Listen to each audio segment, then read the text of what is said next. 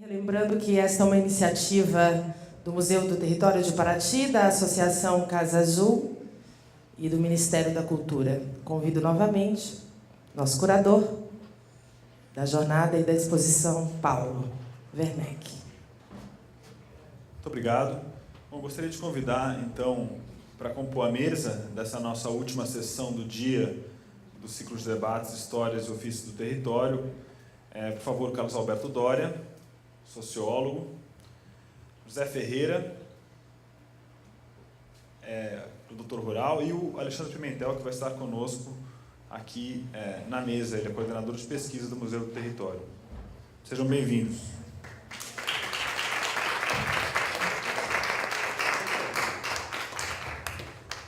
Bom, eu vou começar apresentando aqui os nossos convidados. O Carlos Alberto Doria, ele é um sociólogo que se especializou na zona de fronteira entre a sociologia e a gastronomia, né? Então ele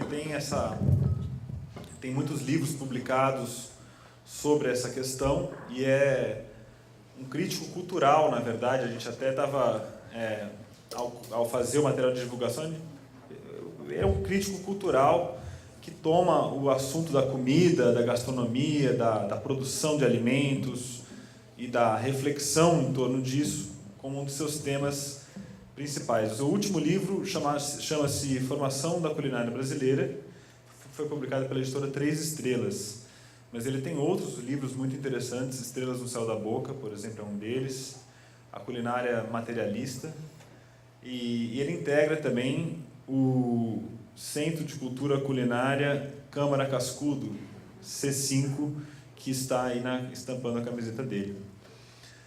Eu gostaria que o Alexandre apresentasse o José Ferreira, por favor. José Ferreira, sempre um grande orgulho dividir a mesa com ele. Ele é um grande, a gente usa o termo sem medo, especialista em agroecologia.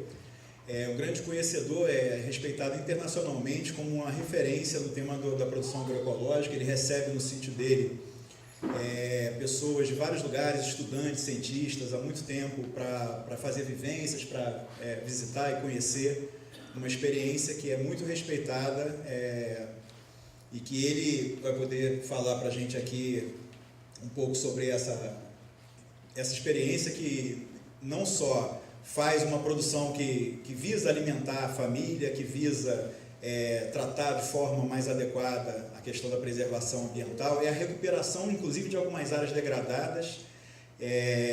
Enfim, está aí na luta há muitos anos para garantir o direito de permanência dele num território onde ele é acusado, inclusive, de ser invasor, uma área onde ele recuperou uma área degradada ambiental. Então ele faz parte de uma luta também muito importante, é uma grande figura, um grande personagem que a gente tem muito orgulho de estar com ele aqui na mesa. O tema da nossa mesa diz respeito ao território caiçara, né? Que é, orgulhosamente, a zona cultural aqui na qual nós estamos em Paraty. Então a ideia é que a gente fale um pouco da cultura caiçara, do que é o território caiçara, qual é a relação dele com outras matrizes culturais que estão aqui vizinhas, quais são as mistificações que existem em torno deles, né? O que é ser caiçara, o que não é, qual é a singularidade de Paraty, qual não é a singularidade. Muitas vezes a gente reivindica uma singularidade que, na verdade,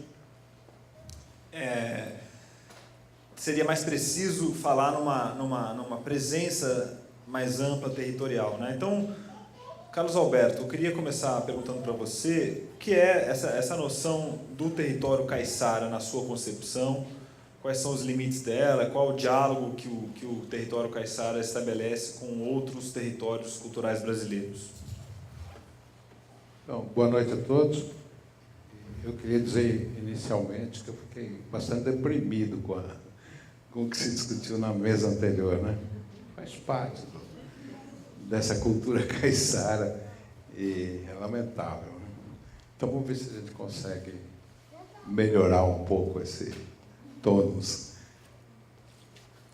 com o seu Zé aqui. Eu acho o seguinte, a definição de território é muito importante para a análise culinária, né?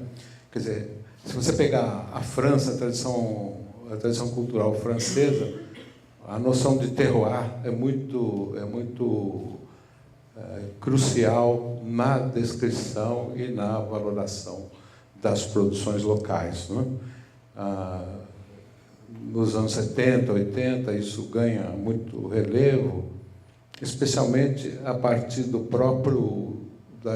uma nova postura do próprio Estado francês, no sentido de fazer o inventário dessa riqueza culinária de cada território, né? Isso resultou numa obra com mais de 20 volumes, de tal sorte que você pode pegar qualquer região da França, tem lá um volume que descreve as receitas, descreve os processos de trabalho, identifica os artesãos, etc., etc., não é? Isso nós não temos aqui. O que nós temos é uma literatura, digamos assim, que é quase toda de fonte secundária, os livros de receita, né? Um copia o outro. Então nós temos um grande desconhecimento sobre a culinária efetivamente praticada, né? E eu vejo que a razão principal disso talvez seja o próprio elitismo da sociedade brasileira, né? Nós temos uma separação muito grande entre a culinária da elite e a culinária popular, né? Isso é básico. Então, para a gente fazer uma reflexão sobre um território como Paraty, acho que a primeira coisa que nós temos que fazer é desgastronomizar nossas mentes, né? Esse negócio esse excesso de glamour, esse excesso de ênfase, né, no hedonismo, digamos assim, é bastante prejudicial no conhecimento da cultura local. E eu acho que se a gente sair por aqui andando pelos restaurantes, nós vamos ver isso. Quer dizer, eles não refletem uma culinária local, muito menos uma culinária popular, mas refletem, vamos dizer, uma tendência mais ou menos universal de tratar alguns ingredientes locais junto com outros de outras regiões, de uma maneira engraçadinha, de uma maneira aceita, né? E isso vai, digamos assim, nos afastando da tomada de consciência sobre o que é essa culinária local, né? E eu acho que essa coisa tem a ver também com a própria valorização do território pelos seus habitantes. Quer dizer, eu acho que a territorialização de uma culinária depende basicamente dos atores do território assumirem isso como um traço distintivo seu que merece ser frisado exatamente na relação com outros territórios, né? Essa identidade é sempre uma identidade relacionada com quem está fora, né? Essa valorização do local é fundamental. E como nós não temos como eu falei, esses inventários, essa clara noção de território, nós estamos sempre diante de um problema, às vezes insolúvel. Esse é o primeiro aspecto. O segundo aspecto diz respeito ao, digamos assim,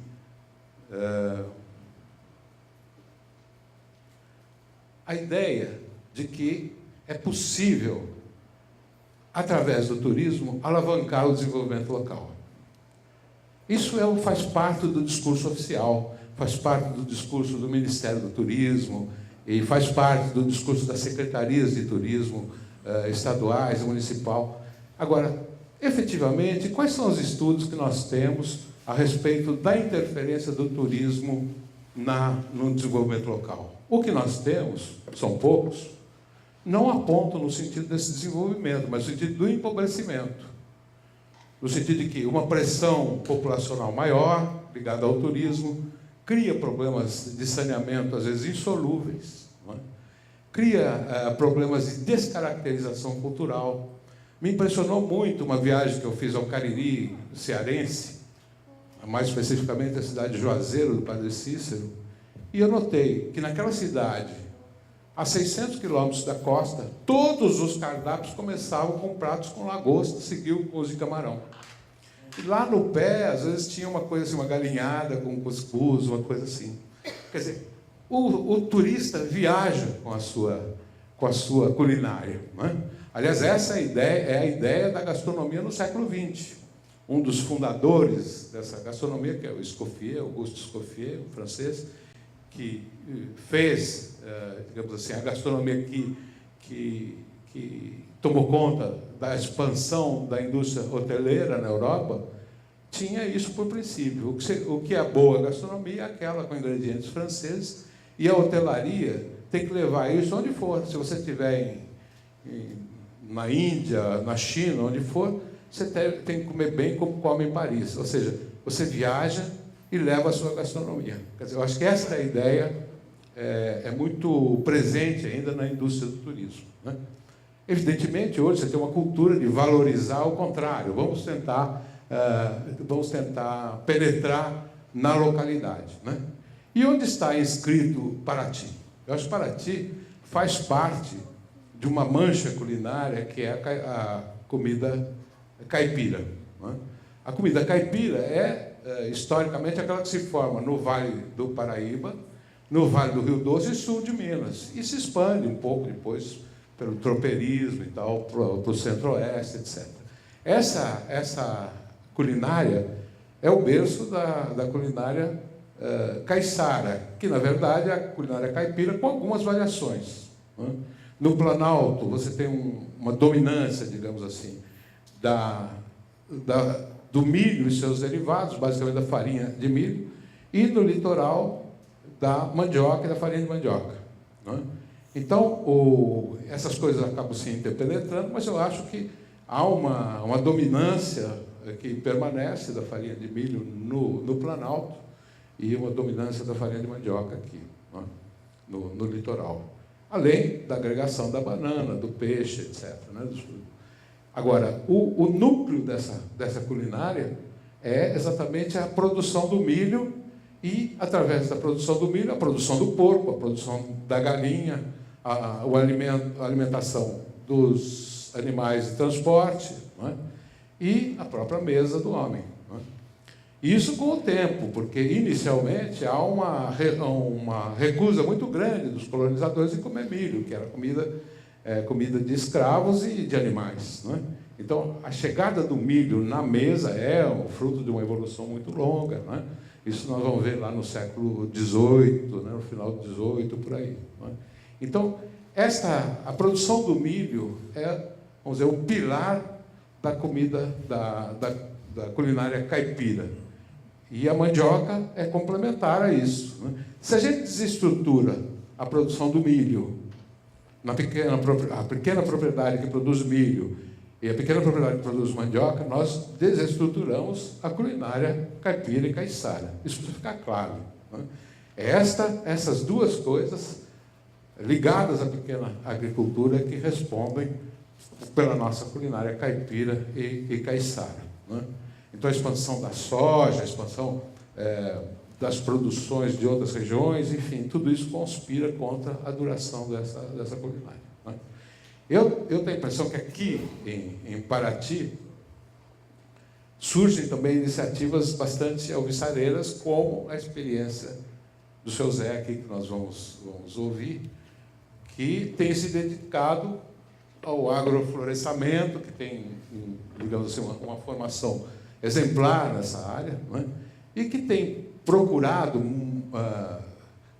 mostrar e valorizar os produtos que foram esquecidos, não é? Ou que têm potencial econômico e culinário, gastronômico, e que ainda não estão incorporados no dia a dia, não é? Então, o seu Zé tem recebido um destaque por isso, não é? Vários cozinheiros, vários chefes de São Paulo prestam reverência ao seu Zé por essa sua tenacidade em procurar valorizar esse tipo de agricultura ligada à floresta, que agride menos o meio ambiente, ou não agride, não é? E mesmo o filho dele tem se dedicado a uma pesquisa em torno de cogumelos da Mata Atlântica. Já fizemos algumas reuniões em São Paulo com ele, com uma curiosidade muito grande do público, mais de 100 pessoas ouviram ele falar sobre os cogumelos, né? Então, há uma esperança, não é? Acho que há uma esperança, talvez diferente da pesca, né? Que me parece não há esperança alguma. E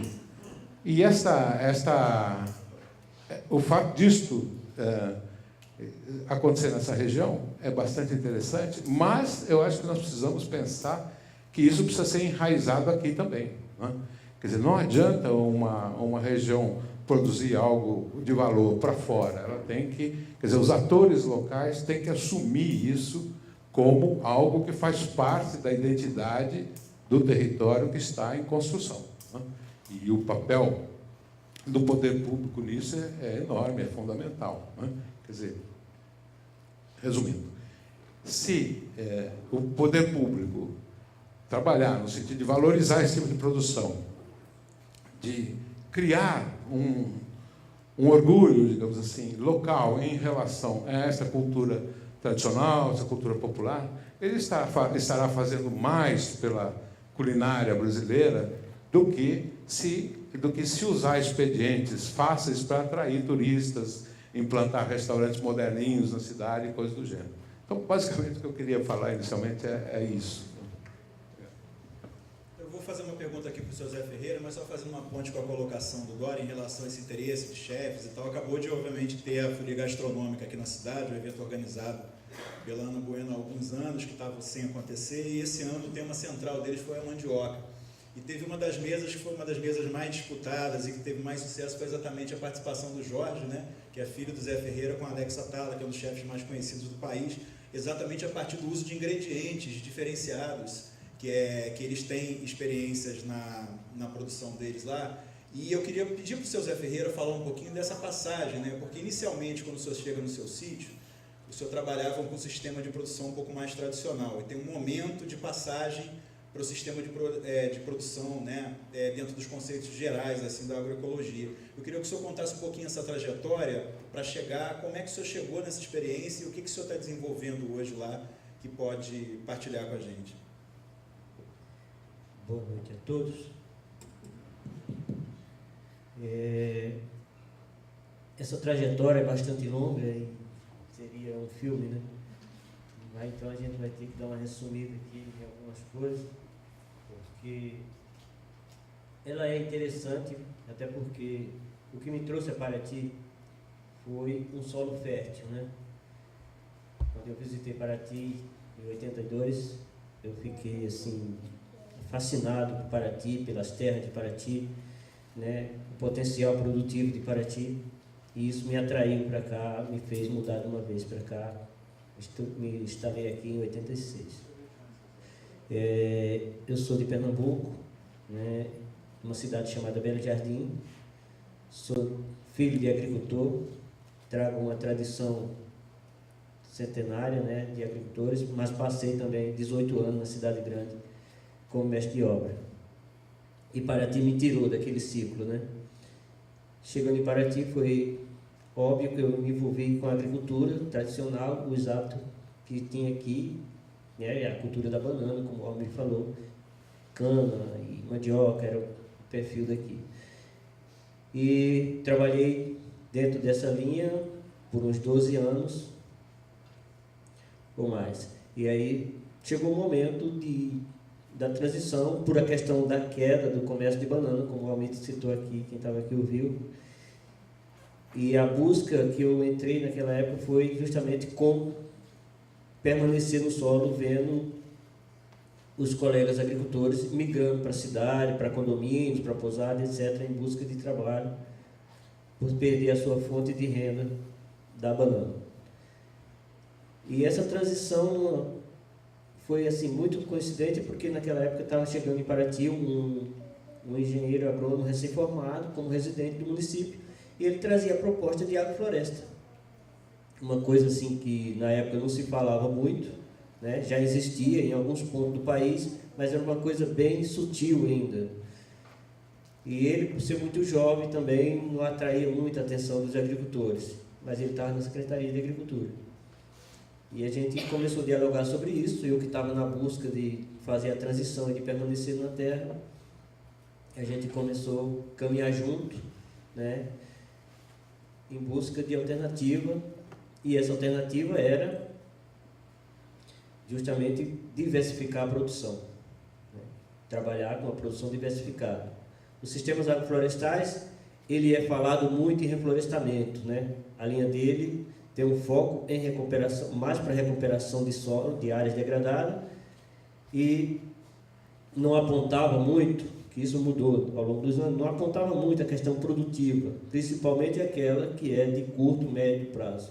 Né? Apontava mais a produção de fruta lá na frente, madeiras e outras coisas que ia lá para 5 ou 6 anos. E, por incrível que pareça, no primeiro contato que eu fiz com os sistemas agroflorestais, eu percebi que ali tinha uma coisa cultural, não era uma técnica recente, mas um resgate de técnicas tradicionais. Né? E eu trouxe essa experiência, não só eu, estou falando de mim, mas nós éramos um grupo de agricultores aqui de Paraty, junto com mais 30 estudantes da Universidade Rural, que fazia parte de um grupo, de uma delegação que estava viajando aí pelo sul de São Paulo. Nós voltamos com esse impulso e começamos a batalhar para que isso fosse implantado aqui no município, né? Buscando parcerias, buscando o governo, enfim. Nessa luta a gente acreditamos e fizemos um trabalho de levantamentos aqui, né? O grupo de estudantes, a gente conseguiu um pequeno apoio para trazer esses estudantes, para eles fazerem uma pesquisa junto aos restaurantes de Paraty e os agricultores, naquela época, em 2000, se havia interesse do restaurante em consumir produtos locais, produzidos na região, e o interesse também dos agricultores de produzir, uma vez que tivesse essa demanda de consumo. E esse resultado dessa pesquisa foi muito interessante, muito positivo, o que nos incentivou muito, né? Mas aí, ao longo da caminhada, que não foi muito longe, nós não conseguimos mais apoio, né, para continuar implantando. Nós tínhamos implantado aí em torno de 12 áreas experimentais, que a gente estava também experimentando na região, os sistemas agroflorestais, através de uma parceria que tinha a Embrapa, a Universidade Rural e a Prefeitura, né, que dava subsídio para se fazer esse trabalho, plantar essas áreas, custeava transporte, muda, etc. Mas isso durou pouco tempo, né? Aquela coisa que a gente já sabe, mudança de governo, a gente perdeu esse apoio, o governo que se deu não ajudou, não continuou. Os agricultores continuaram fazendo suas coisas isoladas. Eu, particularmente, fui mais longe, né? Lamento pelos colegas que não tiveram a mesma disposição, ou talvez as chances, né, de avançar em busca de conhecimento, né?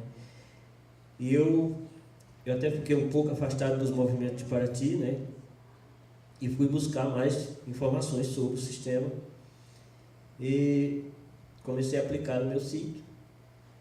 O resultado não demorou muito, né, assim, com relação ao que eu esperava, o retorno do sistema de implantação. Abandonei várias práticas para começar outras de volta, não foi uma tarefa fácil. Tive que me afastar de Paraty por um tempo, voltei à construção, em captação de recursos, né? Voltei à construção civil, entendeu? De novo.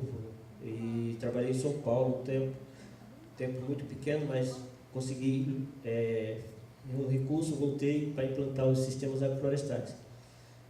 E em 2 anos, nessa batalha, o nosso resultado começou a aparecer. Eu trabalhava com a família, não tinha recurso para implementar mão de obras, então era só a mão de obra da família, né? Nós éramos em 4 pessoas, 3 adolescentes e os 2 adultos. E em 2 anos a mudança começou a aparecer a partir da diversidade de produção, né? Ou seja, o plano era se sustentar, né? Em nenhum momento eu pensei em produção para a venda, né? Era como a gente vai se abastecer e depender o mínimo possível do mercado para poder a gente equilibrar a situação, ou seja, não depender de dinheiro, primeiro ponto, né? O agricultor familiar, se ele ficar em busca de venda, ele fica dependendo de dinheiro e desequilibra a sua alimentação. Então essa era uma visão que eu consegui assimilar muito rápido, buscando essa transição. Eu falei, poxa, se eu vou produzir milho ou feijão ou qualquer uma outra produção para botar no mercado, eu vou ficar desequilibrado, porque aí eu vou ter que comprar outras coisas. Então eu pensei em produzir diversificado. Dessa forma, a gente conseguiu equilibrar a nossa alimentação primeiro, né?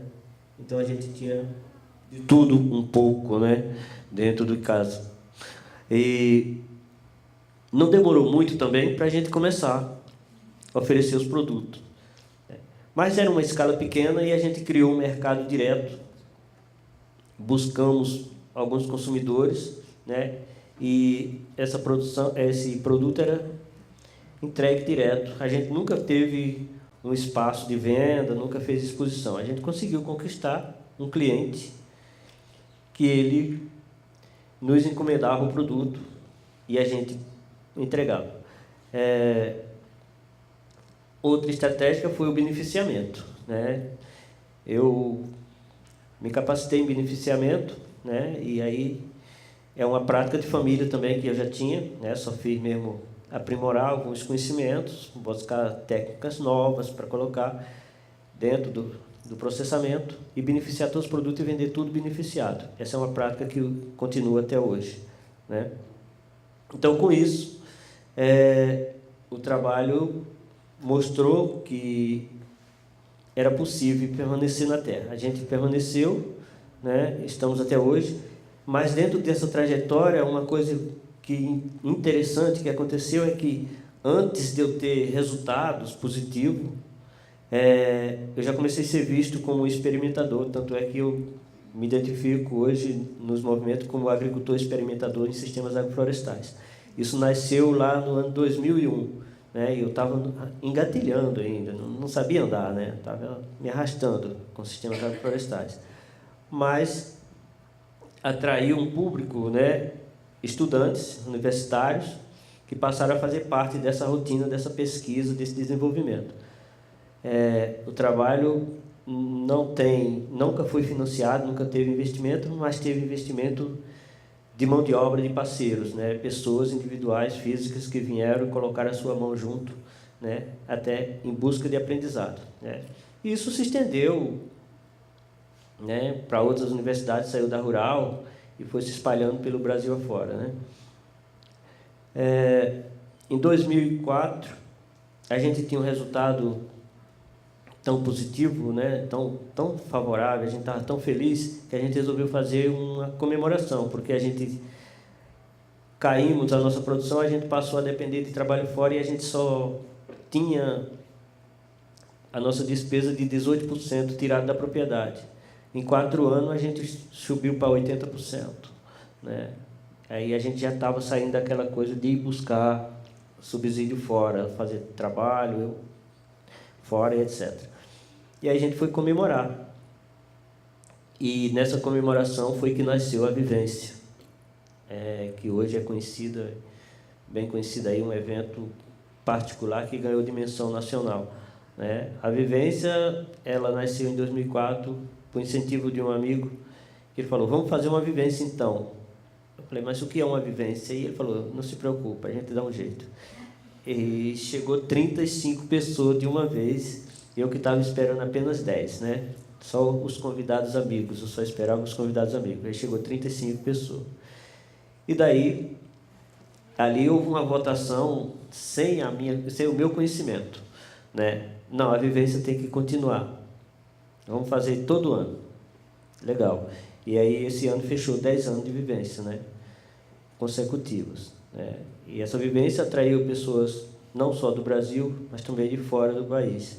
Nasceu também no sítio uma outra coisa, que foi os estágios, né? O programa de estágio, também estágio de vivência, as pessoas que vêm em busca de conhecimentos, querem aprender essa prática, né, que é desenvolvida no sítio. E eles passam tempos, né? Pessoas que vêm tanto do Brasil, tem vindo muita gente do interior, do exterior também, de vários países já passaram por lá, né?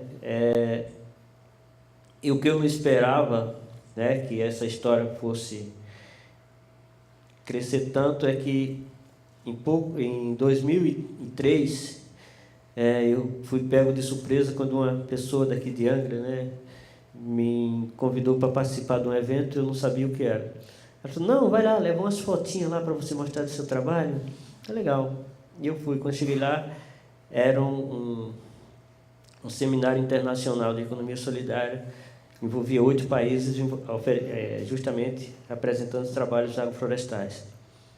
E eu fiquei lá mais enrolado do que cabelo de africano, não sabia o que fazer, porque eu não tinha participado de nenhum momento assim. E essa coisa se expandiu de uma tal forma, né? E outra coisa que chamou muita atenção do trabalho no sítio foi justamente a questão alimentar, né? A forma como a gente passou a se alimentar, isso foi a coisa que mais conquistou os visitantes, né? Enquanto o colega falava aqui da questão da alimentação, eu estava me lembrando de algumas cenas que já me aconteceu, justamente com o turismo internacional que vem para Paraty, né? E, assim, é meio chocante, né? 2 coisas, uma delas eu vou falar aqui para vocês, que foi uma família inglesa, né? Que estava aqui em Paraty e, por coincidência, descobriram o sítio. E, curiosamente, foi somente a senhora e uma filha foram lá visitar o sítio. E, na prática da recepção, a gente oferece um almoço. E ela almoçou e, em seguida, perguntou se podia voltar mais outra vez. E, quando voltou, ela voltou com a família inteira. Era um grupo de 6 pessoas, os pais e 4 filhos, né? E, durante a estadia deles em Paraty, eles voltaram 4 vezes lá no sítio, né? Por fim, eles falaram que não se sentiram bem em Paraty, apesar das maravilhas, porque a alimentação era muito semelhante à que eles consumiam lá, né? E aquilo eu fiquei assim, né? E eles vêm para o Brasil com a história cultural do Paraty, eles querem coisas diferentes, espera encontrar coisas que sejam raízes, né? Isso é uma das coisas que tem marcado muito no sítio. Enquanto isso, a gente fica percebendo o quanto a gente tem para fazer pela cultura paratiense, né? Enquanto o Almir falava aqui, eu ficava ali me imaginando que ele estava tirando palavras da minha cabeça, né? Porque a gente temos uma luta, enquanto eu não sei a questão caiçara, como o colega falou ali, o que é caiçara? Eu fico às vezes me perguntando também, fazendo essa pergunta, porque eu vejo as pessoas fazendo alguns parênteses, comparações, e eu vejo caiçara, o homem do campo como um todo, né? O cidadão que tem práticas tradicionais, que seja pescador, agricultor, ele está dentro desse perfil. Ele mantém uma raiz, ele mantém uma origem. Isso é um caiçara para mim, né? Porque sempre existiu o pescador, agricultor, e o cara que mora lá na serra, que também gosta de ir para o mar, jogar sua tarrafa, jogar sua linha, para trazer o peixe para casa. Isso, o que eu encontrei em Paraty quando eu cheguei, eu sou recente em Paraty, só tenho 30 anos, então eu encontrei isso ainda. Moro lá na serra e que os vizinhos diziam, você gosta de pescar no mar? Eu falei, eu nunca pesquei em mar, eu venho de um lugar que eu não sabia nem o que mais existia. Não, vamos lá então, né? E à noite arrastar um camarão. Então, assim, o cara está lá em cima e vem para o mar, ele é um caiçara, ele tem essa prática, né? Então, esse cultivo que hoje a gente faz em termos de agrofloresta, a gente está assimilando isso também com a costeira, estamos levando isso. Isso está bem presente hoje, né, na cabeça de muitos pescadores, vendo, né, as pessoas que estão lá na encosta, né, que a gente tem esse envolvimento. Estamos praticando também justamente para fazer ele voltar um pouco para a terra, né? Ele saiu da terra por uma determinada situação, né? Ficou deprimido por pressões ambientais, que foi falado aqui, né? A questão da criação de parque. E a gente está trabalhando um pouco isso também para incentivar ele. Não, tem outra forma de fazer agricultura, você precisa se animar, porque você não vive só de peixe, você precisa viver do peixe e da mandioca, viver do peixe e da farinha, né? Esse parente, esse acompanhamento está sendo muito forte com a gente, né? Porque talvez aqui, eu, passando um pouquinho mais a nível maior, não sei se todo mundo sabe aqui o que é os sistemas agroflorestais e o movimento de agroecologia, né? O movimento de agroecologia, ele vem ganhando dimensão e força de fortalecer as pessoas no campo, né? E lutando pelas questões que estão colocadas aí diante dessas criações de parque, de uma forma sem nenhuma orientação, o que é uma área de reserva, né? Chega em cima das comunidades e coloca lá e diz, não, você agora não pode fazer isso, fazer aquilo, tira. A gente, dentro do movimento, criamos um movimento nacional de agroecologia em 2002, né? O primeiro encontro aconteceu no Rio, para tomar conhecimento maior das realidades territoriais do país, né? E a gente vem vendo ao longo desse tempo, né, as situações são muito críticas com relação aos agricultores e os pescadores também, não ficam de fora. São a classe do campo que está sofrendo, né? E o alarmante disso é que as 3 regiões mais prejudicadas do país, uma delas é a nossa, né? Onde a população tradicional, a população rural, né, que está lutando por viver por uma vida digna no campo, a nossa região é uma das 3 afetadas, mais afetada, ou seja, que mais está sofrendo essa pressão ambiental desordenada, né? Isso é dado do próprio ICMBio, né? Diante dessa causa que aconteceu, eu tenho uma relação mais próxima com o presidente do ICMBio e ele estava me falando que está lutando para encontrar caminho. Quando o Almitan estava falando aqui da reserva da Zé Tamoio, justamente essa questão, existe pessoas lá em Brasília que já queria ter demarcado esse território, que limitado o espaço dos pescadores.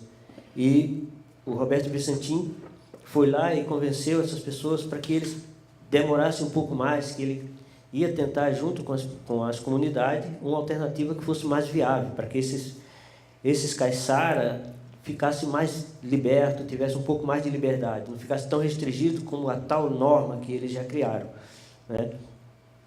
Então, a gente tem aí um cenário de comunidades sofrendo com pressões ambientais, mas também a gente tem aí uma força que talvez aqui nem todo mundo esteja informado, né? Os movimentos que a gente está fazendo hoje, a nível nacional, a gente está levando toda essa demanda para dentro para se aproximar e mostrar para os governos que está errado, que não é dessa forma que a gente vai poder solucionar o problema que a gente tanto cita, né? Problema de degradação, desmatamento, poluição e etc. A gente quer mostrar isso para o governo e estamos mostrando. Esse ano, no Encontro Nacional de Agroecologia, que aconteceu lá na Bahia, a gente conseguiu levar os governos para dentro e eles sentirem na pele, né,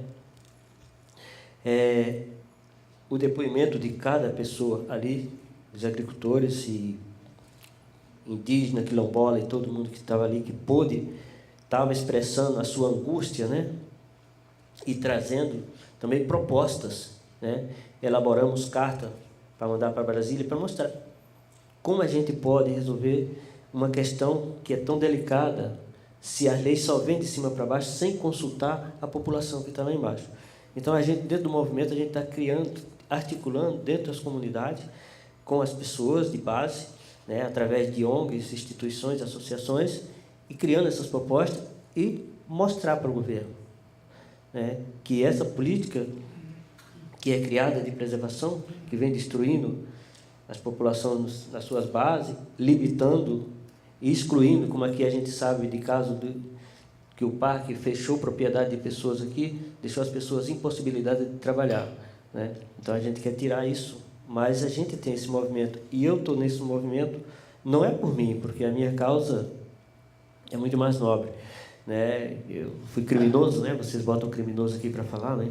Que está respondendo o processo, o criminoso ambiental, Mas, graças a Deus, eu tenho hoje esse amparo de conhecimento que tem me segurado. Mas tem pessoas que não têm, e a gente percebe isso e estamos lutando por essas pessoas, né? Muitas vezes, mais recente, a gente estava em Brasília, né, trabalhando um plano nacional, a partir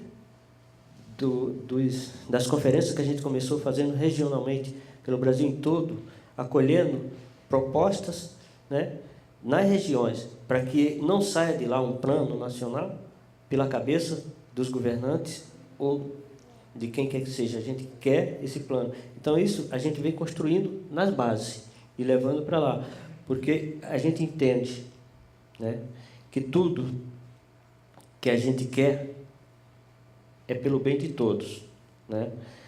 E essa é uma luta que nasceu do meu trabalho e me envolveu com isso tudo, né? O colega quer falar?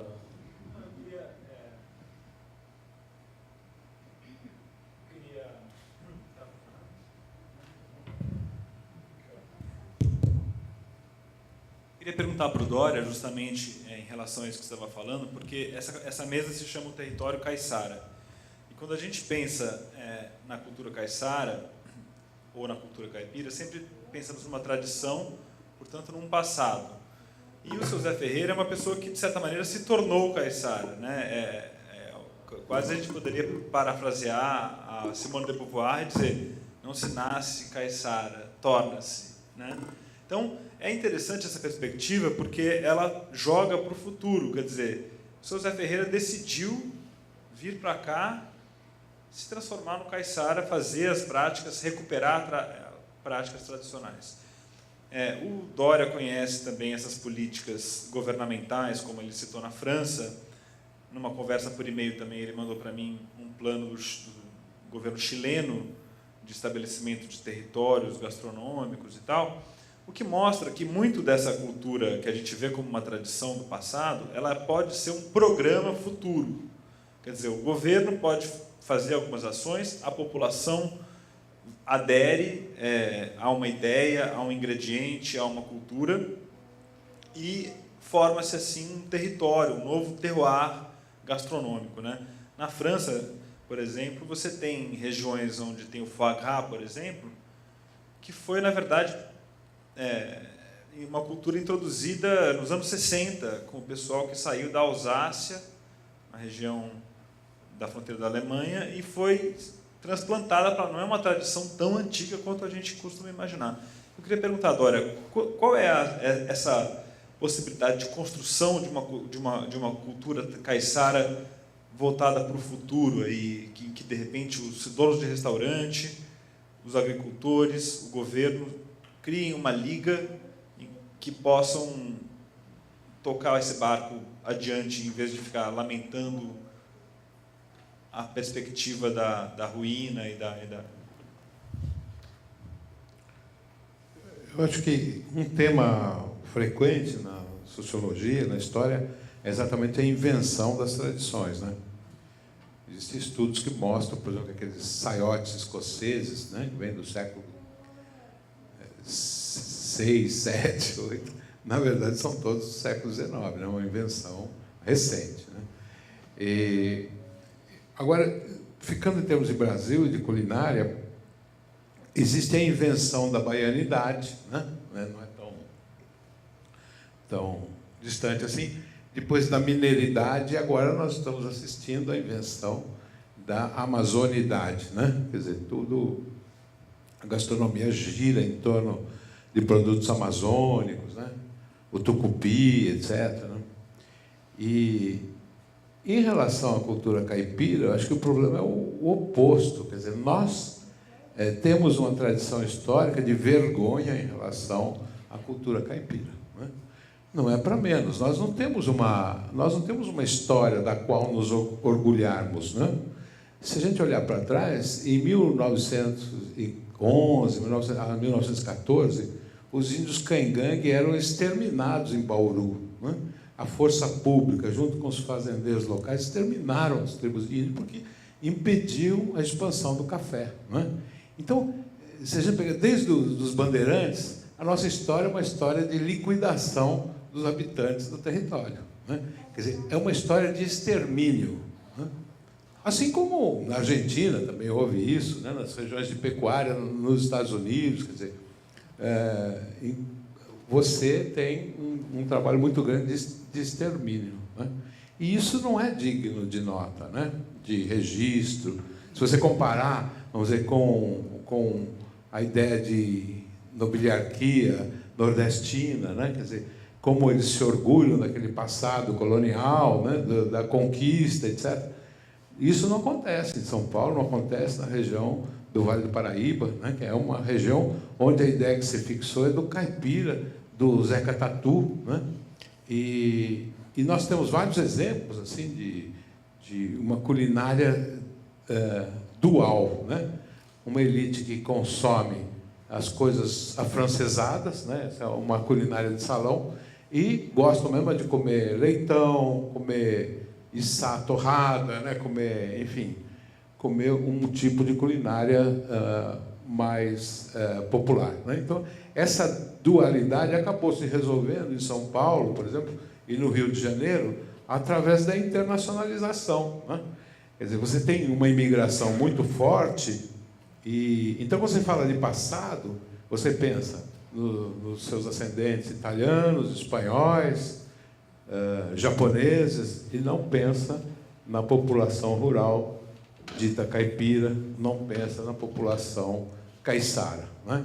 Então, nós temos um problema com o nosso passado. Nós temos um problema grave, e um problema que se reflete nas nossas escolhas alimentares, né?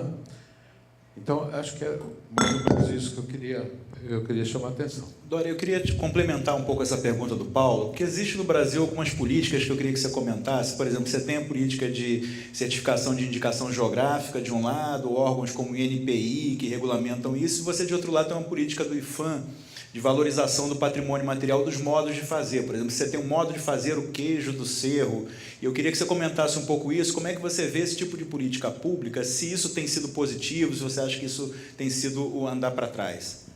Olha, eu não sei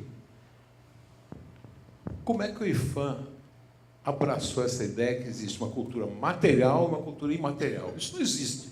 Simplesmente não existe. Existe cultura, não é?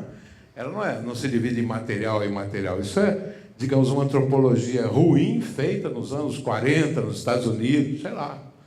Eu não sei por que o IPHAN foi estudar nessa cartilha. Então, ele começa com uma perspectiva que me parece equivocada, não é?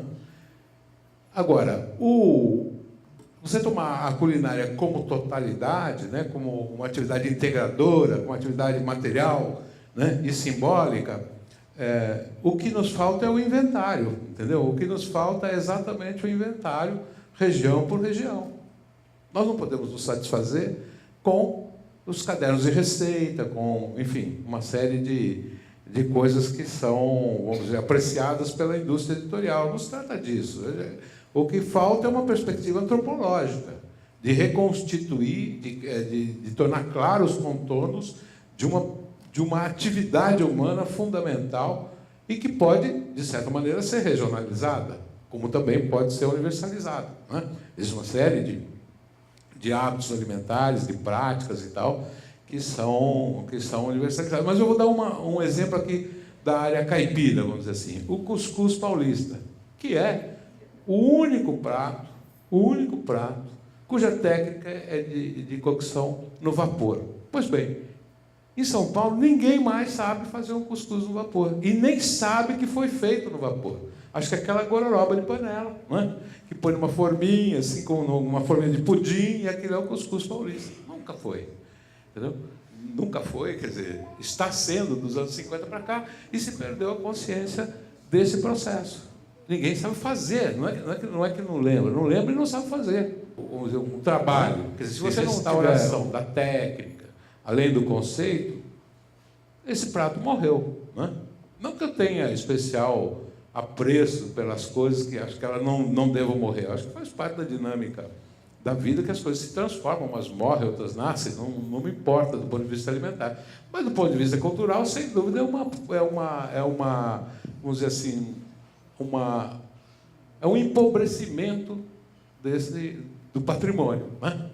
Então, não adianta tombar, considerar material ou imaterial, tem que reescrever isso na vida das pessoas. Tem que voltar a aprender a fazer. Né? E assim, N coisas. Por exemplo, como é que você faz bala de coco? Eu nunca vi uma receita que você lendo você faça. Você tem que ver fazer, entendeu? A transmissão por escrito não é um procedimento universal em culinária. Você tem que ter um lado prático, né? Tem um lado, digamos assim, que é um aspecto da cultura que só muito recentemente se tornou literário também. Né? Ele está inscrito na vida das pessoas num longo período da história onde sequer a escrita existia, ou as pessoas eram analfabetas, enfim.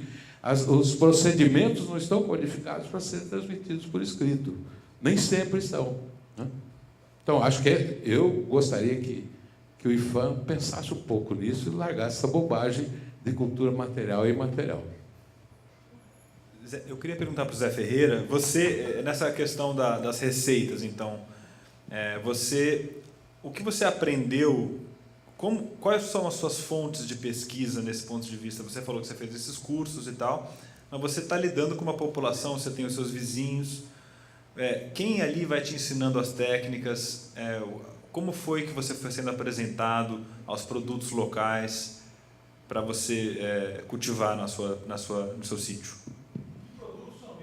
Que produtos são esses, como diz o... Olha só, isso é muito interessante porque, assim, cultura é cultura.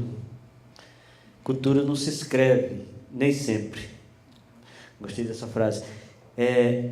São resgates que você só consegue convivendo, né? Toda essa pesquisa que eu fiz, eu fui ao vivo, né? Fui direto nas fontes, onde eu fui buscando informações aonde estavam determinadas ações, né? E assim, nunca me conformei com o discurso, só com a fala. Eu ia direto, ver o caboclo lá, metendo a mão na massa, fazendo, e aí sim. Nem sempre eu fiz do jeito dele, mas dali eu tirei uma noção de como fazer, como desenvolver.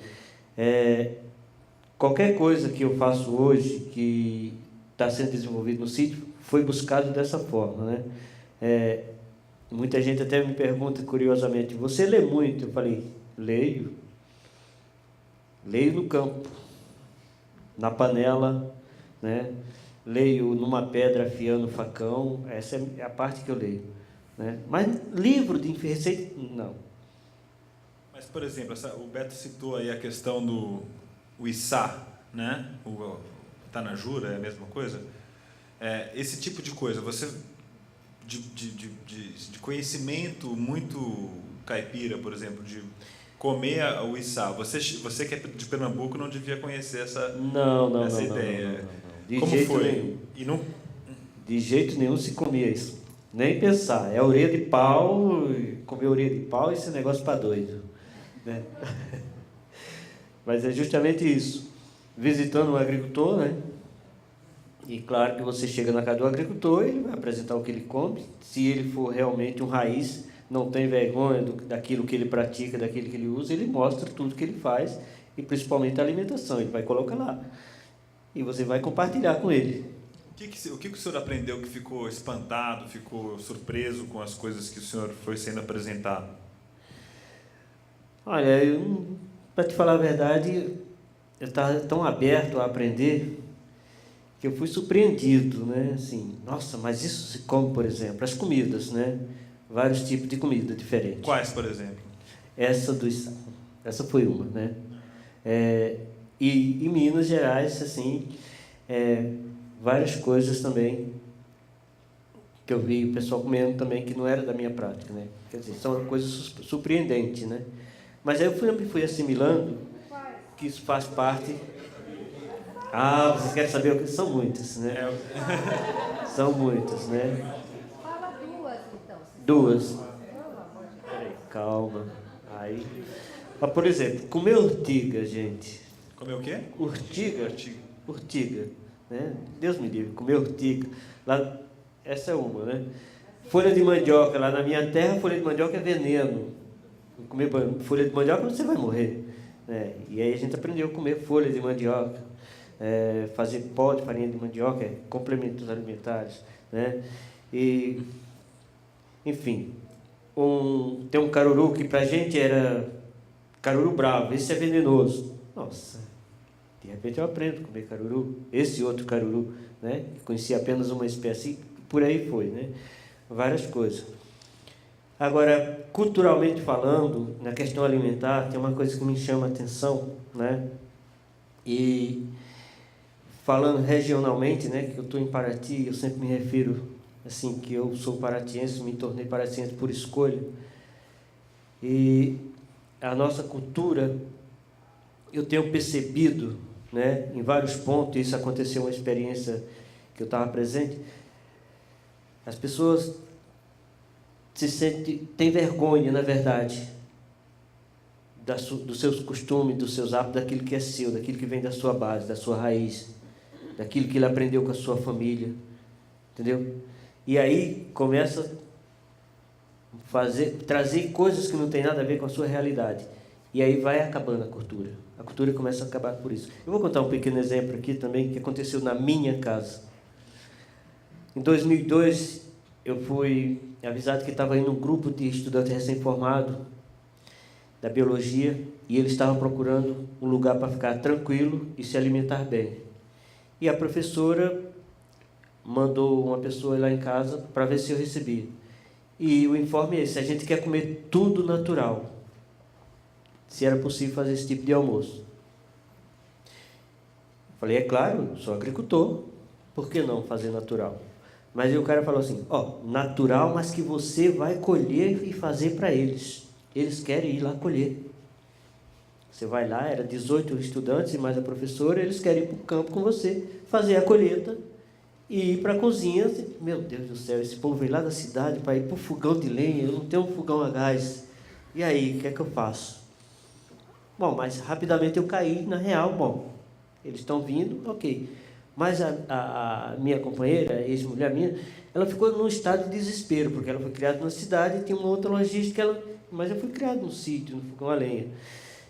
E ela falou, não tem condição de receber esse povo aqui de jeito nenhum. Eu falei, mas por quê? A gente só tem um fogão de lenha, é isso que é a única coisa que a gente tem para mostrar. Não, mas tem que ir para o mercado, comprar arroz, macarrão, não sei o que, não sei o que. Eu falei, peraí, não. Mas se a gente for, não é isso que eles estão querendo. Resumindo, foi uma grande batalha para convencer a minha esposa e minha filha para fazer uma alimentação para esse povo, indo na roça com eles escolher. E a gente tinha uma horta enorme, né? E tinha muita coisa. Então, assim, essa coisa de querer se apresentar pensando que vai agradar, quando, na verdade, a pessoa quer aquilo que ele não está acostumado a ver. Né? Então, assim, a perda da cultura se dá muito por esse caminho. Né?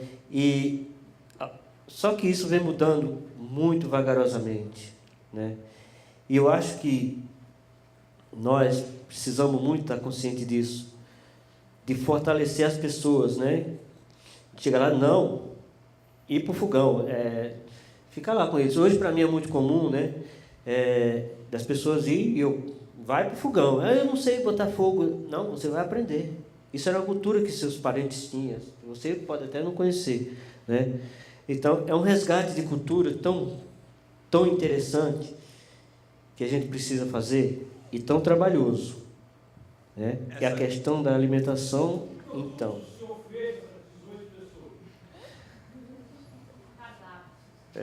Agora vocês querem um cardápio também, né? Tá bom.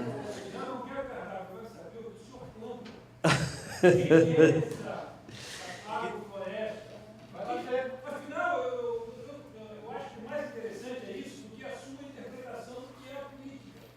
Acho que o mais bacana é aquilo que o senhor sabe fazer. Nossa.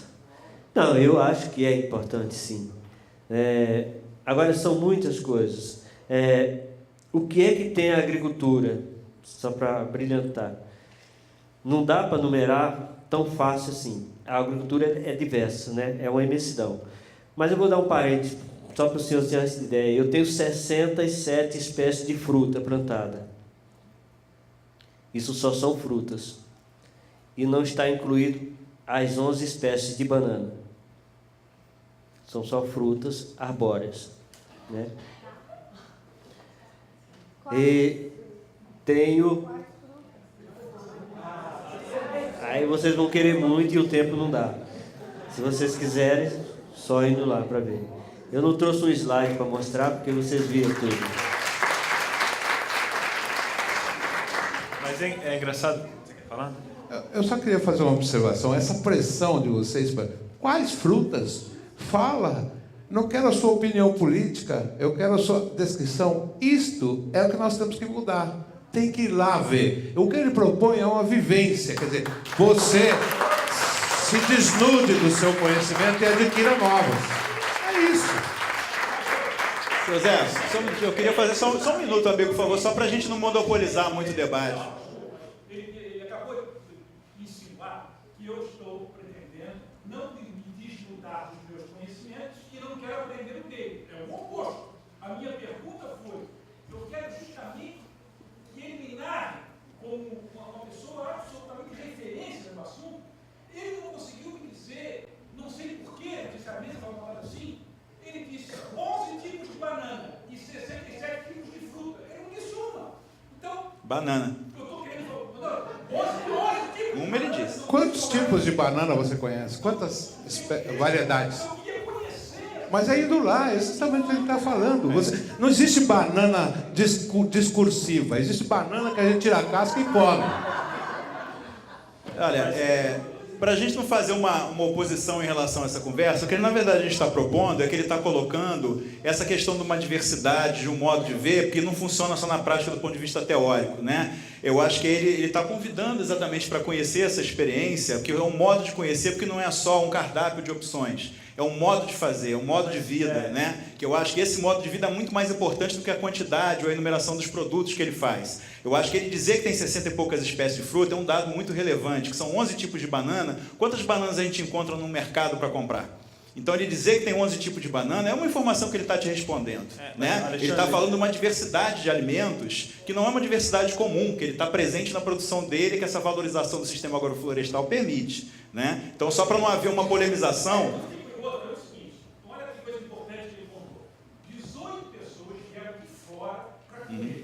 Houve um impacto na família e foi super bacana porque ele disse o seguinte, não é comprar macarrão nem arroz.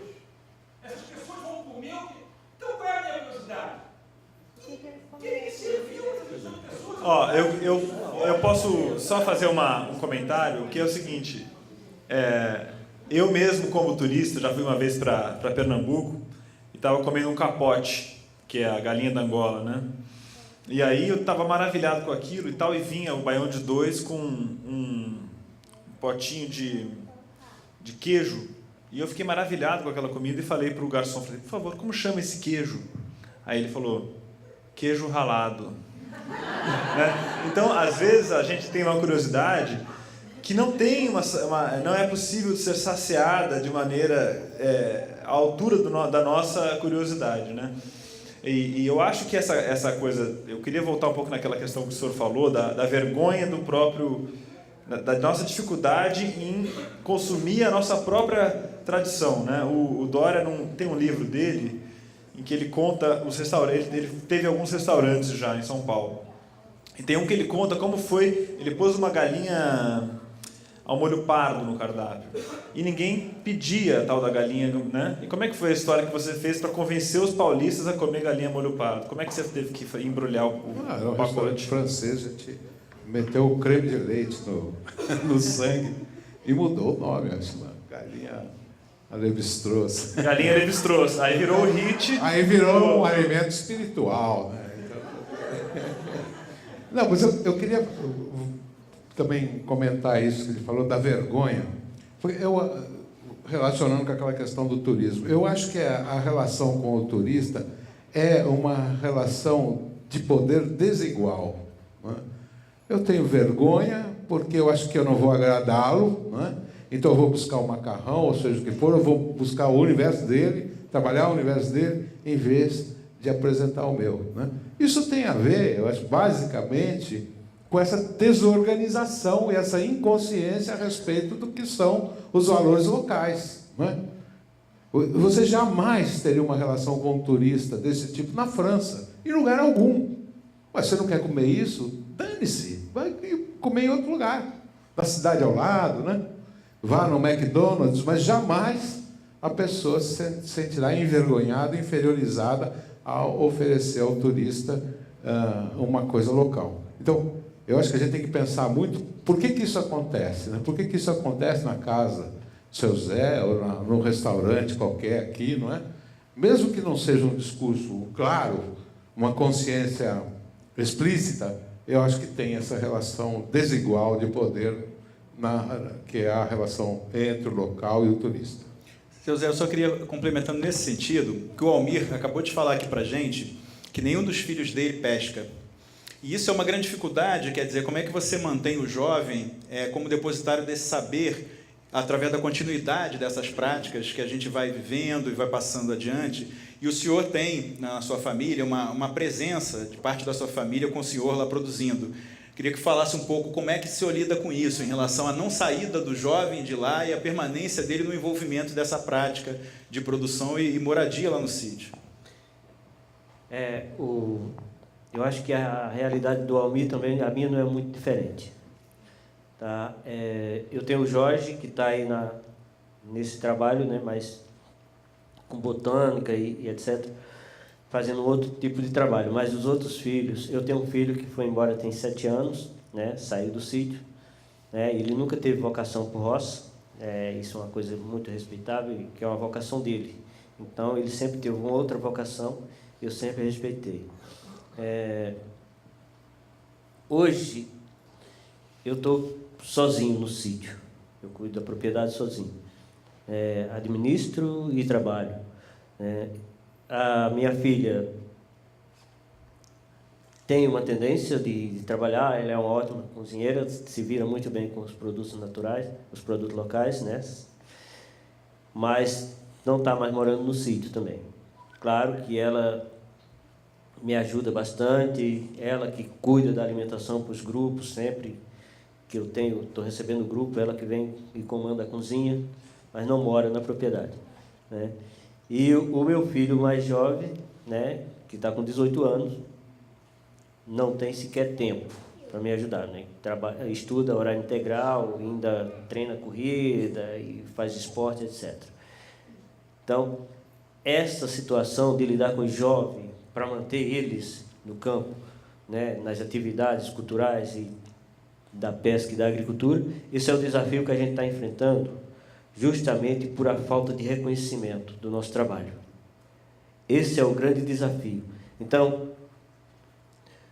não é o meu caso, né? Meus filhos sempre foram muito valorizados porque cresceram junto com o grupo de estudantes que convivia comigo. Conviveram, tiveram essa relação o tempo inteiro com universidades e tudo. Mas era a vocação deles, né, de seguir outro caminho na sociedade, buscando o seu trabalho. Mas em outros agricultores, pescadores e tudo que a gente vê, eu que tenho convivido com muitos agricultores, não só em Paraty, mas em vários lugares do país, dentro de comunidades, a falta de opção para o jovem, a falta de incentivo para que eles continuem aquele trabalho que os pais desenvolvem, aquele trabalho que ele muitas vezes admira. Vou falar para vocês que aqui no Vale do Ribeiro, um rapaz, depois chegou aos 22 anos, ele falou: pai, não tem condição de ficar na roça, porque a gente não tem subsídio, não tem reconhecimento. Então, deixou chorando, isso eu vi com meus próprios olhos, saiu da propriedade do pai e foi cursar uma faculdade, não que ele quisesse, mas por falta de reconhecimento da prática do trabalho, com sistemas agroflorestais lá, tudo montado. Então, assim, falta muito ainda se reconhecer esse indivíduo tão importante para a sociedade que é o agricultor, o pescador, ainda não é reconhecido, não recebe o reconhecimento, o respeito que ele merece. Então, isso está dificultando a permanência de muitos jovens. Agora, por outro lado, existem alguns pontos hoje que são referência no Brasil, é muito pouco ainda, que é a chamada Escola Família Agrícola, que é criada dentro da comunidade, onde os jovens podem estudarem e trabalharem com seus pais, né? Ou seja, eles convivem com o estudo e, ao mesmo tempo, com o campo. Então, eles se sentem valorizados porque isso vem para perto deles. Não é o oposto, como a gente tem aqui. Na Rural tem um programa, mas que o estudante tem que sair da casa do pai e fica lá. Ele desvincula totalmente e chama isso de escola voltada para os jovens do campo, né? Aqui no estado de Minas, eu visitei uma escola dessa. Então, assim, esse tipo de valorização, aproximar as coisas, em vez de tirar o jovem de lá do campo para vir para a cidade estudar, por que não levar a escola até ele lá no campo? Então, isso vem desvinculando os jovens. Esse é o maior desafio que a gente está tendo nesse campo. É que os meios de ensino só faz isso. Traz o jovem. Isso vai desestimulando ele. Vai mostrando outra realidade. Outra coisa, dentro das salas de aulas, ninguém fala dos valores. Não. Só mostra outra coisa para eles, né? Em alguns lugares até desvaloriza a cultura, desvaloriza o seu povo. Aqui meu filho está aqui, estuda aqui na cidade. Então, ele chega em casa contando relatos para mim, dos colegas de escola, que não quer dizer em qual é a comunidade que você mora. Ele não quer dizer nem que mora numa comunidade X. Então, isso é o que a gente está vendo, a desvalorização dessa classe trabalhadora tão importante para a sociedade. Então, isso está afastando também, tem contribuído para afastar os jovens. Mas o senhor tem esse filho que trabalha com... eu não estou bem informado, eu queria até perguntar para o senhor sobre esse trabalho com os cogumelos selvagens aqui da Serra. Como é que é? Que pesquisa é essa? Como que ele foi descobrindo? Pois é, aí vem os dons, né, que a gente chama de instinto, chama, sei lá, dá o nome que quiser. Esse meu filho, ele começou a se identificar com esse trabalho quando ele tinha 5 anos. Ele começou a me surpreender com as pesquisas, ele identificando coisas e me mostrando, e eu ficava falando, esse moleque é muito travesso, está inventando história. Mas aí você cria e você vê que é um talento que ele tem natural, né? Aos 17, 18 anos, ele já começou a dar aula para os estudantes lá em casa, né? Desdobrar a biologia com os estudantes, mostrando para eles, né, na prática, o que eles traziam academicamente, mas que na prática eles não sabiam. E ele, a partir daí, né? Então, assim, isso, ele é uma pessoa que nasceu com esse dom e se desdobrou. Ajudou muito na pesquisa de identificação de espécies para ser implantado no sítio. Todo o trabalho que a gente fez, ele era o pesquisador, né? Assim, um pesquisador nato, como a gente diz. Ele nasceu com essa vocação, né, de trabalhar essa coisa, né? E isso tem estendido ele, que está por aí. A questão do cogumelo foi uma curiosidade. Ele simplesmente começou a se interessar e pesquisou, viu que não tinha nenhum trabalho com cogumelo, né? Então, aí ele está nessa estrada. Quer falar alguma coisa? Ele fez uma exposição no começo do ano, né? Lá no Mani. Uma reunião que a gente fez pelo C5, e tinha mais de 100 pessoas, várias pessoas de farmácia e tal. E ele fez a exposição desse trabalho dele, que começou com documentação fotográfica, não foi? Quer dizer, ele começou a fotografar os vários cogumelos que ele via e tal, e daí ele começou a se interessar pela classificação e, evidentemente, pelo estudo da utilidade, né? E assim que ele se envolveu. Não foi de um conhecimento acadêmico para o campo, mas a necessidade de organizar esse mundo empírico que se apresenta de forma desestruturada, claro. Então, foi por aí. E daí ele se aproximou desse conhecimento sistemático, da biologia e tal. Então, hoje, ele é um dos caras que mais conhece cogumelos da Mata Atlântica, né? Tem uma variedade grande? Tem uma variedade grande de cogumelos. Não. São comestíveis. Os cogumelos, não? a grande maioria são comestíveis, mas não são todos. E nem todos que são comestíveis são interessantes do ponto de vista culinário, né? Tem muitos que são sem sabor, sem... E outra coisa que tem, um grande número de espécies que tem aqui também tem em outros países, né? Estamos nos aproximando do final. Queria abrir para perguntas da plateia. Alguém tem alguma pergunta a fazer?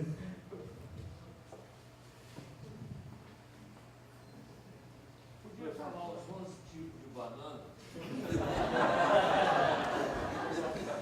Não vai ter jeito, hein? Não.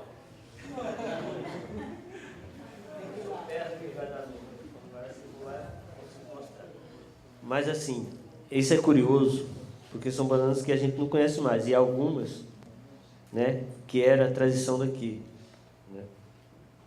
E a gente conseguiu em muito sacrifício, né?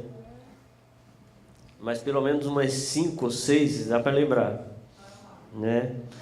A banana São Tomé. Alguém conhece a banana São Tomé? Aquela vermelha, né? Não, a banana São Tomé é a tradicional de fazer o azul marinho, daqui de Paraty, né, dessa região, né? Isso é um resgate que hoje está quase em extinção, né? Tem a banana nanicão hoje, que é a mais usada.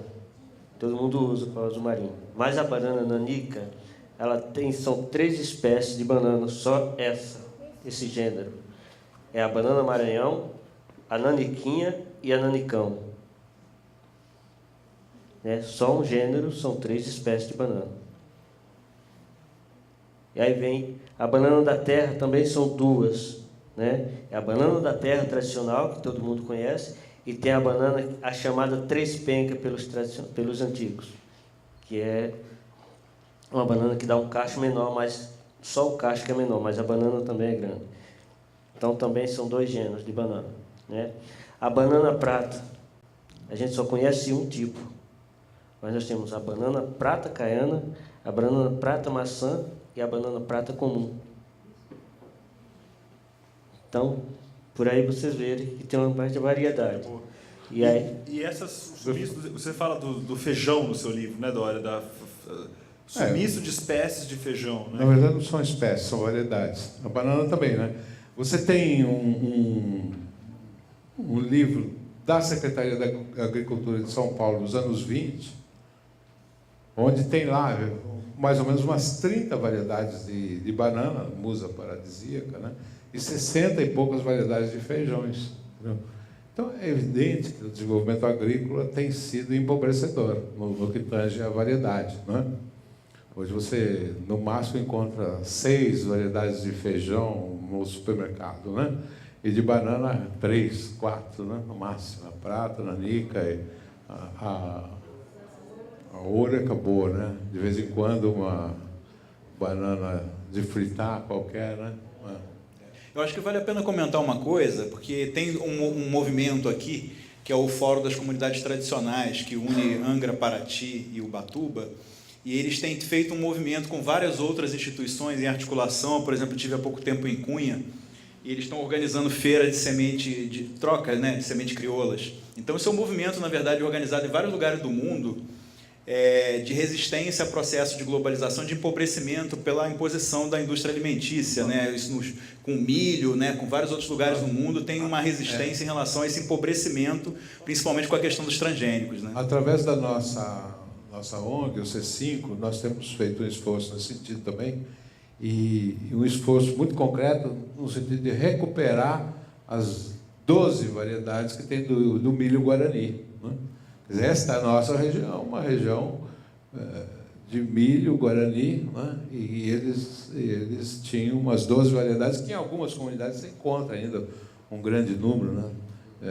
Na Ilha do Cardoso, enfim, tem algumas comunidades guaranis que mantêm um estoque, né, de variedades. Posso fazer um comentário só sobre a semente que vocês estão falando de semente? Existe hoje, no Brasil, alguns pontos que já são referência em resgate de sementes, né? O Nordeste, no semiárido, existe uma rede que liga o semiárido nordestino. Eles têm um banco de semente, né, hoje muito forte, de resgate e preservação e desenvolvimento das sementes. Existe um agricultor, eu conheci um agricultor que eu fiquei surpreso com a questão do feijão, ele me apareceu com 60 espécies de feijão comestíveis, né? Isso, assim, um número imenso, né? E o número de semente. Esses bancos, o sul do país também já tem uma rede muito forte, né? De resgate e preservação do milho. Lá eles são mais fortes em milho. Eu tenho até um manual em casa que eu acho que tem uma quantidade imensa de semente que ele já resgata. Por quê? Porque essas sementes que nós chamamos de semente da paixão, semente crioula, semente tradicional, se dá vários nomes, elas estão ameaçadas, totalmente ameaçadas. E esses grupos de pessoas, infelizmente, no Rio de Janeiro, a gente não conseguiu ter nenhuma organização ainda. Mas isso é no país inteiro, está se esforçando para manter essas sementes. Por quê? Porque as ideias que surgem, e nós brasileiros já fomos acusados de atravessadores de semente por um parlamentar, né? Ele falou que tinha que acabar com esses atravessadores de semente, que são os agricultores familiares. Ué, o senhor é chamado de invasor, né? Nada mais que atravessador também, não fica nada mal, né? Então, assim, nosso esforço, enquanto movimento de agroecologia, a maior preocupação que nós temos é justamente com essas sementes. Porque nós entendemos que são as sementes saudáveis que não estão passando por laboratórios, né? Luta para que essa semente fique dentro das comunidades e seja trabalhada, trocada de comunidade para comunidade. E nós tentamos passar, nós fazemos isso a nível de Brasil nos nossos encontros. Trocamos essa semente para segurar essa semente, para que ela não saia do nosso poder. Eu acho que é importante observar, até uns 20 anos, a Embrapa era o grande detentor das variedades, né, de sementes de várias espécies e tal. Hoje, eu não sei se a Embrapa continua com essa posição de liderança, ou organismos como Slow Food e essas redes todas aí que trocam sementes não ultrapassaram o papel da Embrapa. Agora, o importante é que os critérios de seleção, de melhoramento, também são outros. Eu já li um trabalho em que a Embrapa pôs na mão de agricultores uma série de variedades de feijão, que poderiam, esperando que eles fossem desenvolvidos na forma de ramagem mais alta, de produtividade, e os agricultores não fizeram nada disso. Fizeram seleção no sentido de buscar uma coloração mais clara do feijão, quer dizer, um aspecto mais estético do que funcional, né? Então, essa coisa é importante, né? Porque como é que se seleciona, né? Claro, as pessoas selecionam com critérios diferentes, né? E é isso que é a interferência do trabalho humano naquela espécie natural, né? E aqui em Paraty, onde é que a gente encontra os produtos? O mercado de peixe aqui não é mais a grande confluência da costeira com a rural, né? Onde é que se a gente quiser procurar o senhor não vende os seus produtos, né? Por exemplo, o senhor vende lá. Esse é o grande, como dizer, a grande sacada. Em todo o meu processo de desenvolvimento, de transição, eu também criei uma cadeia de venda, né, um caminho para escoar meu produto diferenciado, né? Fugindo do vilão dos impostos do governo, e que dificulta que o produto chegue de fato na mão do consumidor quando ele precisa. Eu sempre vendi minha produção individualmente, sempre vendi direto para o consumidor que me conhece, me procura, compra o meu produto. Mais recente, desde o ano passado, quando eu conheci o colega aqui, de lá para cá, a minha produção com constância tem ido para São Paulo, né? A primeira vez na minha vida esse ano, em maio, em julho, se não me engano, que eu botei meus produtos em exposição numa feira, né? Isso por convite de um amigo. Agora, por isso que eu beneficio, né? Os produtos estão comigo, está no sítio, né? Ele sai de lá, as pessoas vão e compram. Não que eu não faça entrega também, se alguém se interessa e conhece o que tem, e aí eu também posso fazer a entrega sem problema. Mas aqui na cidade, por dificuldade enfrentada no início dessa trajetória, foi necessário que eu criasse uma outra dinâmica de comercialização. Por quê?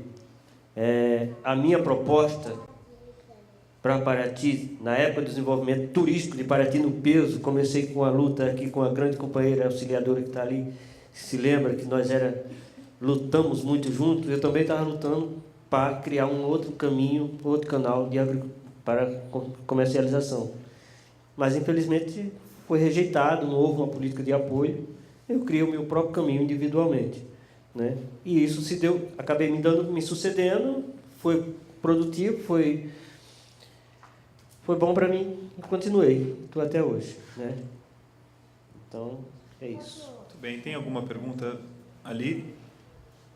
Eu gostaria de saber o seguinte: o senhor falou de estudantes universitários, de universidade rural, que fazem estágio lá, ou fazem uma vivência, chegam, conhecem a sua produção e provam a sua comida. Parece que não há, digamos, estudantes locais, jovens, que talvez o avô tenha sido lavrador e tal, mas hoje ele não cultiva a terra. Existe alguns alunos de escola que vão e fazem esse tipo de visita à sua propriedade local de Paraty para conhecer um paratiense de adoção que faz isso? Tem? É lamentável dizer que da região, não de Paraty só, mas da região Costa Verde toda, até hoje, talvez 30 pessoas tenham ido lá em casa. Isso eu estou exagerando. Não só estudante, mas qualquer outra pessoa, né? O meu público sempre foi de fora e continua sendo. E estudantes, falando na classe estudantil, algumas professoras de Paraty já me procuraram, tentaram fazer um trabalho, né, de educação ambiental com esses estudantes, mas infelizmente por alguma razão elas foram interrompidas. E aí fica um jogo de empurra que vai e volta e fica conflitante. Na ponta quem sofre é o agricultor, né? Isso não é só em Paraty, mas no Brasil inteiro, porque eu convivo com o agricultor do Brasil inteiro e todo lugar é isso, né? Em alguns lugares consegue se consolidar essa negociação, mas na maioria tem essa dificuldade, né? Infelizmente, isso é geral. Muito bem. Então, como que se pode fazer para a gente fazer uma visita? Sim, contato, então, o senhor poderia passar para Tem. quem quiser conhecer. Tem um blog, chama-se Agrofloresta Ferreira. Você entra lá, tem meu contato. Agrofloresta Ferreira. Agrofloresta Ferreira. Maravilha. E O nome do sítio é Sítio São José, fica no sertão do Taquari. São 3 quilômetros de trilha para chegar até a propriedade. quem esteve lá agora na última Flip esse ano foi o Michael Pollan, que é um dos maiores autores de ensaios sobre comida, gastronomia, divulgação científica, e ele esteve lá, visitou o Zé Ferreira. E o Dória também convida vocês a conhecer os livros dele, esse livro que chama Formação da Culinária Brasileira, que é o mais recente, que se inscreve numa tradição desses livros de formação do Brasil, na formação econômica do Brasil. Então ele tem essa ambição de explicar um sistema gastronômico e culinário brasileiro. Também Estrelas no Céu da Boca e a culinária materialista. É só para convidar, lembrando que amanhã a gente tem uma mesa especificamente chamada Sabores do Território, onde a gente vai ter uma especialista, que é a Paula Pinto e Silva, e vai ter a dona Maria Freire Ramek, que é uma grande conhecedora aqui da culinária paratiense. E aí a gente não está falando necessariamente de uma culinária caiçara, mas de uma tradição que se forma também aqui na cidade, né? Que ela tem, de geração da avó dela, da mãe dela, que foi passada de geração para geração. Inclusive, existe um livro chamado Delícias de Paraty, que foi feito a partir das receitas dessas pessoas aqui, e que boa parte da ideia inicial desse livro foi a partir das receitas familiares da dona Maria Ramek. Então, ela vai estar presente aqui nessa mesa amanhã, junto com a Paula Pinto e Silva, às 16h30. E antes tem uma mesa chamada Artes e Formas do Território, que é o Paulo Pasta, né? e vai estar o Júlio Paraty como representante local, como a gente fez todo o ciclo, que é trazer sempre uma pessoa, um especialista de fora, para falar com os especialistas daqui, tenham eles ou não formação acadêmica no sentido formal do conhecimento, mas eu acho que ninguém sai daqui hoje com a dúvida do saber, do tamanho do saber de um Zé Ferreira ou de um Almir Tan, né, além dos nossos convidados, que também trouxeram contribuições brilhantes aqui para a gente. Eu queria agradecer. Muito bem. E convidar também para a exposição audiovisual no Cinema da Praça, Espaço Experimental Cinema da Praça. Nós estamos passando vídeos com depoimentos de paratienses da velha guarda sobre como era Paraty antes da construção da Rio Santos. Então é isso. Muito obrigado e até amanhã nos próximos debates. Muito obrigado. Obrigado.